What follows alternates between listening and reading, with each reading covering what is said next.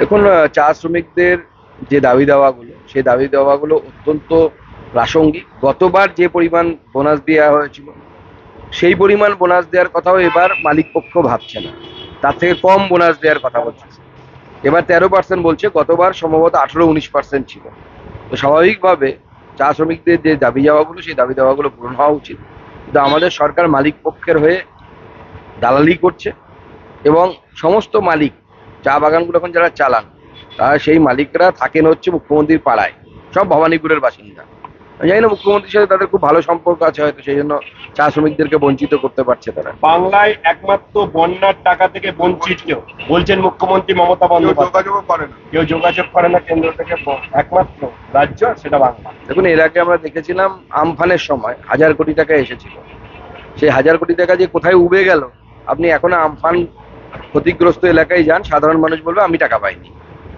তৃণমূল নেতাদের অ্যাকাউন্টে টাকা ঢুকেছে, পঞ্চায়েত প্রধানের স্ত্রীর অ্যাকাউন্টে টাকা ঢুকেছে।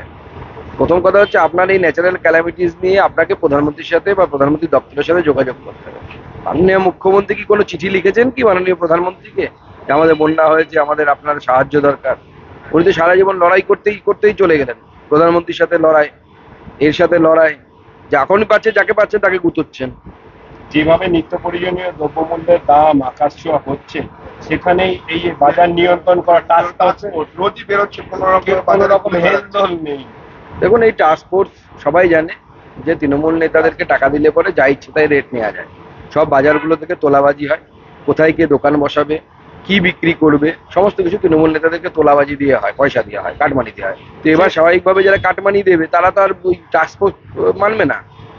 শেষ প্রশ্ন হচ্ছে, তিলোত্তমা নারকীয় হত্যার সুবিচার চেয়ে আন্দোলন যাদবপুরে, সেখান থেকেই স্লোগান উঠেছে কাশ্মীর মাঙ্গে আজাদি। দেখুন, আমি আগেই বলেছি যে এই আন্দোলনটাকে হাইজ্যাক করার চেষ্টা কিছু অতি বামেরা করছে। তো সেই উদ্দেশ্য একটাই, তারা মমতা বন্দ্যোপাধ্যায়ের অঙ্গুলি হেনরেই করছে। তারা জানে যে এই স্লোগানগুলো উঠলে পরে সাধারণ মানুষ পিছিয়ে আসবে, কারণ সাধারণ মানুষ কাশ্মীরের আজাদি চায় না। সাধারণ মানুষ ভারতবর্ষকে নিয়ে খুশি আছে। সাধারণ মানুষ তাদের এই দাবি দাওয়াগুলোকে সমর্থন করে না, কিন্তু তারা মমতা বন্দ্যোপাধ্যায়ের অঙ্গুলি হেলনে এরা এই কাজটা করছে যাতে সাধারণ মানুষ আন্দোলন থেকে সরে যায়। এরাই নো ভোট টু বিজেপি করে ভোটের সময়, অর্থাৎ পক্ষান্তরে তারা বামপন্থী সামনে, ওটা তাদের ক্যামোফ্ল্যাজ বা ছদ্মবেশ, পেছন থেকে তারা তৃণমূল কংগ্রেসের অ্যাক্টিভ কর্মী। বাংলা খবর, আপনার রাজনীতি, আপনার আওয়াজ।